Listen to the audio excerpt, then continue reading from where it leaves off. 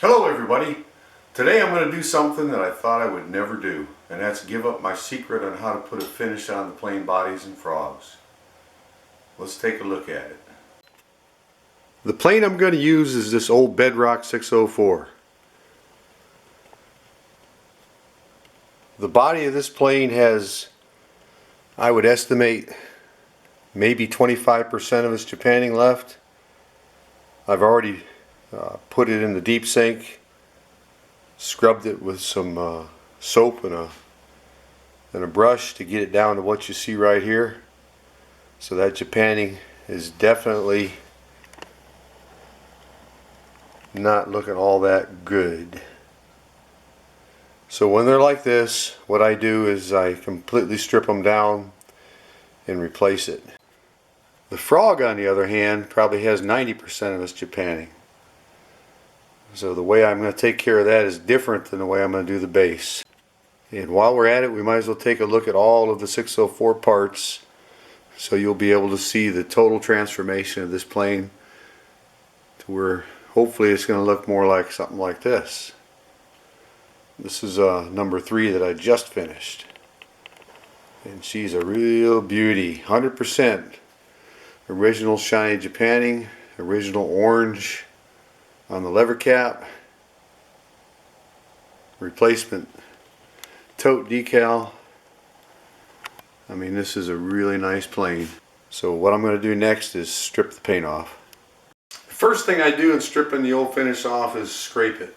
For scraping, I use a combination of this here scraper and my other scraper I showed you how to make in the video on tote restoration or repair. Real simple process. Just get in there and get all the loose stuff off. It makes the stripping go faster. You don't spend a lot of time doing this, but you can see the old finish is just flying off of here. So I've spent all of about 2 minutes. I fast forwarded to this part right here. I'm almost done. I get in here with this razor knife, get into these edges, as far into the corners as I can get. It's a fast process. I don't spend a lot of time. These old finishes usually come off pretty easy, and if they don't, you let the stripper do the rest of the work. You should be able to see a difference now. There isn't hardly any visible Japanning left on it. But even so, I still put the stripper on to get into all those little corners and places that I didn't get with a scraper. But like I said, there was like 2 minutes worth of scraping, and now I'm ready to put stripper on. This is the stripper I like to use. I pour a little bit of the stripper into this coffee container. I use the same brush over and over and over again. It gets hard in between, but you let it sit in there for a couple minutes before you start. It softens it up. Only pour in what you need and just brush it on. Work it into all the nooks and crannies. Make sure you wear your gloves, because it will burn.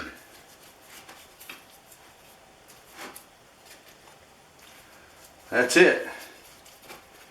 Let that sit for about 15 minutes and it's ready to rinse off. What I do is I use a hose and water and rinse it. So while the stripper's taking everything off, I'm going to show you how to do the frog. To prep it, first thing you want to do, at least what I do, is I clean the machine surfaces, and I use a scraper that I showed you how to make in the tote repair video. Just go to the flat surfaces and scrape them. So I fast forwarded again, and I scraped the entire frog. There's a close-up look at what it looks like, to include the little ledge right there on the side of the frog. All the flat machine surfaces have been scraped. Next thing I like to do, get an old sponge sanding block and go over it with that. So I finished with the sponge sander.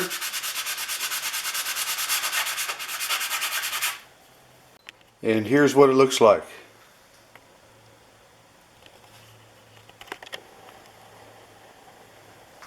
At this point, you could leave it just like it is. It's got some patina still left to it. There's a look at the bottom. I mean, it's just flat out beautiful. What you can't do with a sponge is get into that little edge piece right there. So to get into this little groove right here in the side of the frog, what I do is I take a piece of wood about the size of a stir stick, but cut it to the length of a piece of sandpaper, whatever length you want. Spray some of the 77 3M spray adhesive on the sandpaper and stick it to your stick, and then use that to clean up that little lip on the edge of the frog. You want it to look freshly machined just like everything else, or do as much as you need to leave a little bit of patina. The sanding block won't get in there. After the machine surfaces have been cleaned up, what I do is I take a soft wire brush and I get down into the nooks and crannies on the Japan part of the frog. There's little bits of surface rust still there. This helps get it out. Same thing on the front, down in the recesses, and I get the sides. When that's done, I grab some of my either 3 or 4/0 steel wool and buff the Japan surfaces up with that. If the Japanning on the base had been in better condition and we're trying to maintain the original look of the plane, I would stop right here on the frog and I wouldn't go on any further other than to use my dirty oil rag.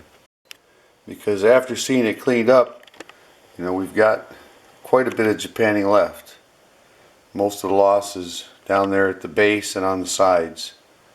But you wouldn't learn anything though. I got to show you how to do touch-ups. For the touch-ups, I use my Sharpie paint pens. Can't get any easier than this.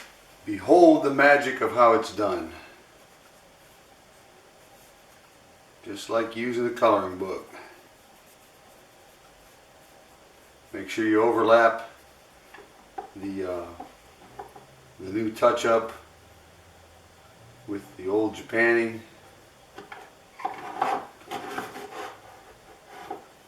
And just hit all the spots that you want touched up. And that is it. It's just got to dry for a few minutes. I've already put on a second coat. If you try to rush it, it messes things up. What happens is when the tip touches the paint, it just smears instead of flowing on nice and smooth, and it looks like crap. So there it is with the second coat, still wet. And you look at that and you think, man, there's no way that's ever going to blend in. When it's done, you wouldn't even be able to tell that it was ever done.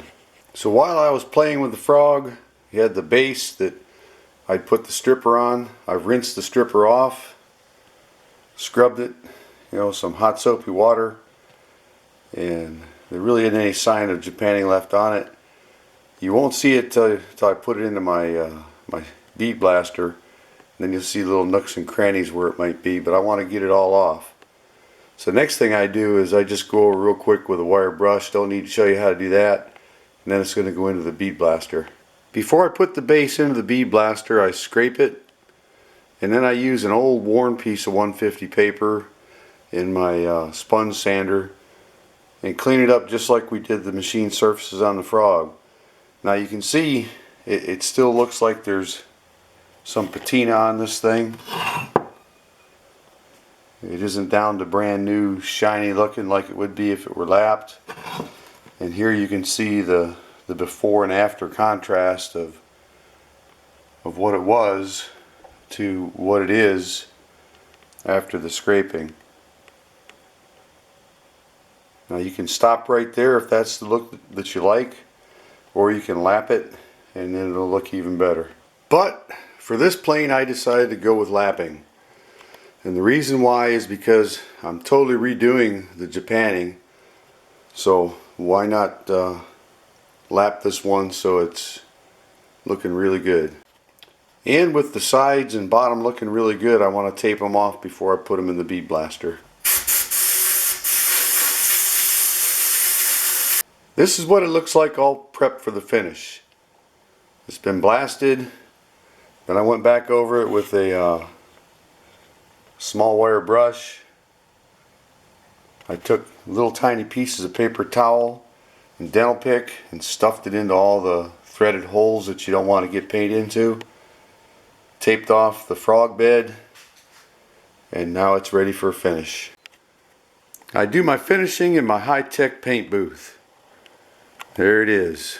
The first step in the finishing process requires this. Krylon High Heat Black. It's going to be a successive buildup of many coats, applied evenly. So I hit it from all angles. From front, from the side, from the back.